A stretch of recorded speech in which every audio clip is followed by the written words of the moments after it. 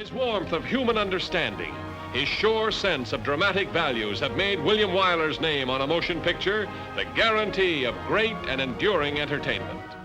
This is my father's Oscar for Ben-Hur, nice and heavy. This is the third Oscar that he won. Only John Ford has 4. He got them for Mrs. Miniver, The Best Years of Our Lives, and Ben-Hur. I think that my father was pretty much working steadily, so it very much revolved around whatever film he was making at the time. Then when he started shooting, of course, we never saw him at all. And he would sort of go into a tunnel and come out the other end when shooting was finished, and then we'd have a sort of normal life again. He would always say he was just lucky to be working.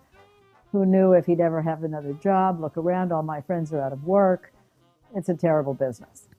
So I actually didn't realize until I went off into another world, the world of publishing, that the movie business was actually a lot more interesting than publishing or probably selling shoes.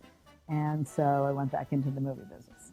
I remember very well going, if he was nominated for an Oscar, and he was nominated 15 times, then the whole family would go. My wife and I do a great deal of traveling. By the way, when I met Tally, she was a young actress under contract to David Selznick, and was one of those who was testing, hopefully, for the part of Scarlett O'Hara in Gone with the Wind. But I was lucky. She didn't get the part. She got me instead. And since our family is seldom all together, I want to show off 4 of our best productions. Stand up, kids.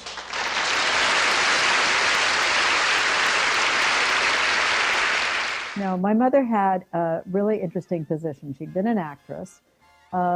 She realized very early on that his career was going to be a lot more interesting than hers, but she became his gatekeeper and his reader, because English was his 3rd language, actually, so he read slowly in English.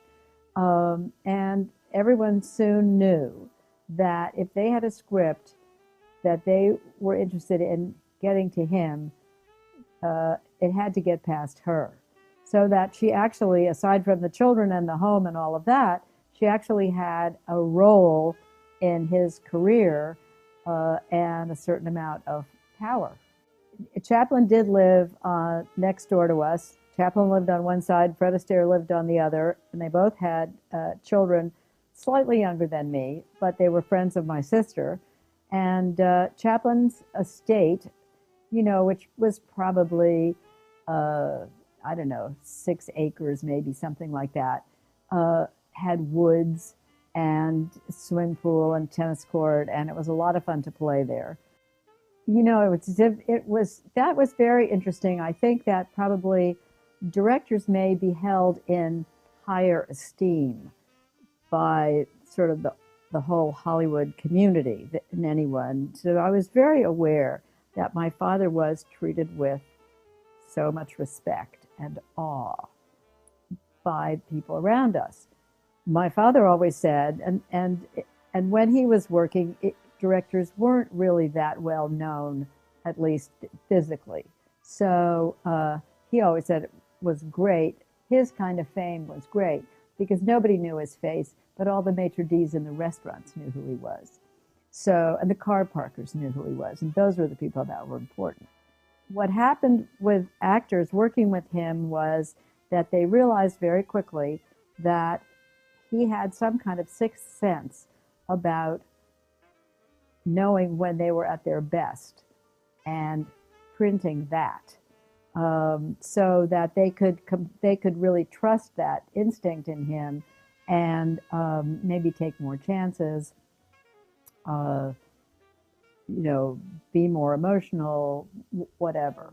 It was a really big deal to get an Oscar, and it was a really big deal for maybe even well, certainly as big for all the actors who got Oscars under his, what'd you say, tutelage.